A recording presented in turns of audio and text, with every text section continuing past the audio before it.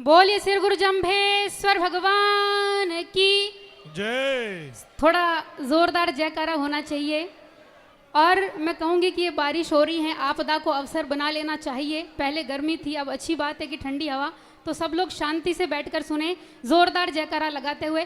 बोलिए श्री गुरु जंभेश्वर भगवान की जय। सबसे पहले तो खेजड़ली मंदिर और इस कार्यक्रम की पूरी कमेटी को बहुत बहुत धन्यवाद कि आपने हमारी मातृशक्ति को अपने विचार प्रस्तुत करने के लिए ये मंच प्रदान किया।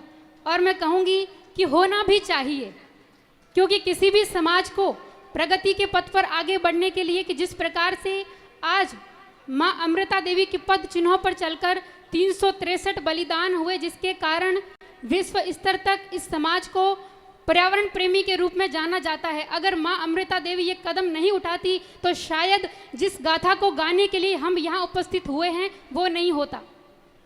इसलिए आप सबका बहुत बहुत धन्यवाद कि आपने मातृशक्ति को ये अवसर प्रदान किया। कुछ विषय मुझे दिए गए, मैं सारे विषयों पर थोड़ा थोड़ा प्रकाश डालना चाहूँगी कि जिस प्रकार से परिवार विघटन हो रहे हैं और बाल विवाह शिक्षा और हमारी समझ के कारण धीरे धीरे बंद हो गए हैं, बहुत अच्छी बात है। और परिवार विघटन भी इसी कारण से हो रहे हैं, क्योंकि छोटी उम्र में विवाह कर लें, फिर कोई नशा करे, यहाँ आपस में गुण ना मिले तो फिर रिश्ते परिवार टूटते हैं। दूसरे, परिवार में सुख शांति बनी रहे, इसके लिए मैं सभी माताओं से कहूँगी कि घर में बहू आए तो उसे बेटी समझा करिए।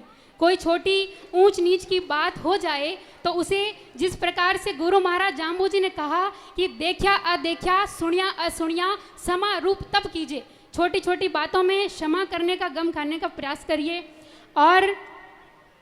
और मैं मातृशक्ति से कहूँगी कि जो जादू टोने की बात है, पुरुष भाई तो अपने बाहर के कामों में लगे रहते हैं, इतना इनको इस सब में समय नहीं मिलता, परंतु हमारे ये माताएं बहुत भोली भाली होती है। कहीं गोपा का चक्कर हो, कहीं पर भोमिया भूत को पूजने जाना हो तो सबसे पहले ये माइए तैयार हो जाती है।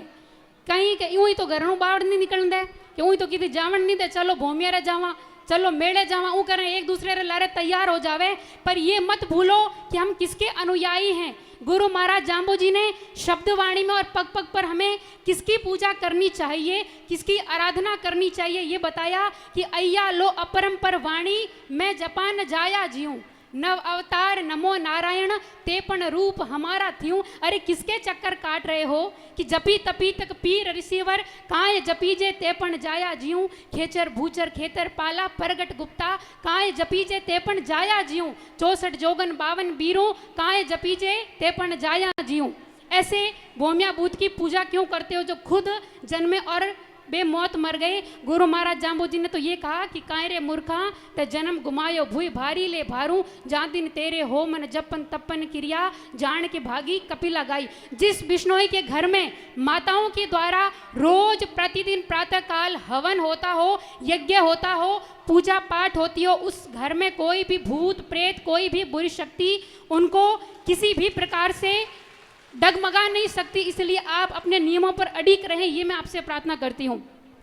और आज हम देखते हैं कि माताएं अपने आप को थोड़ा कमज़ोर समझती है, ये कहती है कि हम तो नारी हैं, हम तो कमज़ोर हैं, ये तो हम नहीं कर सकते।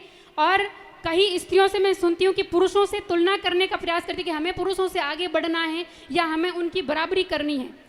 तो मैं आपसे कहूँगी कि हमें पुरुषों की बराबरी नहीं करनी है, ना ही आगे बढ़ना है। ये पुरुष और स्त्री भगवान की बनाई गई एक प्रकृति है। एक स्त्री का जो कर्तव्य है उसी को ठीक से निभा लीजिए, आपको और कुछ करने की आवश्यकता नहीं पड़ेगी। मैं कहूँगी कि हे व्रहणी व्यर्थ के आलाप गाना छोड़ दे, कि हे व्रहणी व्यर्थ के आलाप गाना छोड़ दे, वेदना के फिर वही तू ताप गाना छोड़ दे। राग गाहे रागिनी कि राग गाहे रागिनी अभिशाप गाना छोड़ दे, राग गाहे रागिनी अभिशाप गाना छोड़ दे। ये दुख गाना छोड़ दो कि मैं स्त्री हूँ, मैं कुछ नहीं कर सकती। विचार करो, जिस स्त्री ने ब्रह्मा विष्णु और महेश को पालने में झुला दिया वो स्त्री कभी कमजोर नहीं हो सकती। मैं एक छोटी सी बात बताऊं। एक बार एक छोटा सा नन्हा सा बालक अपनी माँ के पास खेलता कूदता हुआ आता है, कहता है कि माँ मुझे भूख लगी है, खाना दे दो। माँ कहती है कि पहले जाकर उस किले को फतेह करके लेकर आ, फिर तुझे खाना मिलेगा। कहता है माँ मैं तो नन्हा सा छोटा सा बच्चा हूँ, उस किले को कैसे जीत सकता हूँ, केवल 10 वर्ष का छोटा सा बालक। पर ये माँ की आज्ञा थी। एक माँ ने कहा है कि उस किले को जीत सकता है। वो बालक गया, कुछ सैनिकों को मनाया, पहले 1 2 4 फिर 70 सैनिकों को मनाया और प्रातः 3 बजे उस किले को फतेह करके लेकर आए छत्रपति शिवाजी। ऐसे ही मैं आप सभी माताओं से कहना चाहूँगी कि हम चाहें तो अपनी बेटियों को अच्छे संस्कार दे सकते हैं कि जिस प्रकार से माँ अमृता देवी ने अपनी बेटियों को संस्कार दिए कि सिर सांठे रूख रहे तो भी सत्तो जान, कि जैसे रत्नी भागू उन्होंने ये विचार नहीं किया कि मेरी माँ शहीद हो गई तो अब हम क्या करें, क्योंकि उस माँ की शिक्षा थी, उस माँ के संस्कार थे कि हम रुक नहीं सकते, हम भी अपनी माँ के साथ साथ में अपना बलिदान देने के लिए तैयार हैं।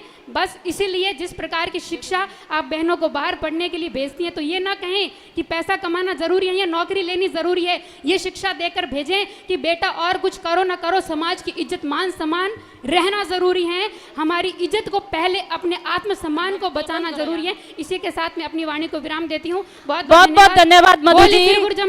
स्वर भगवान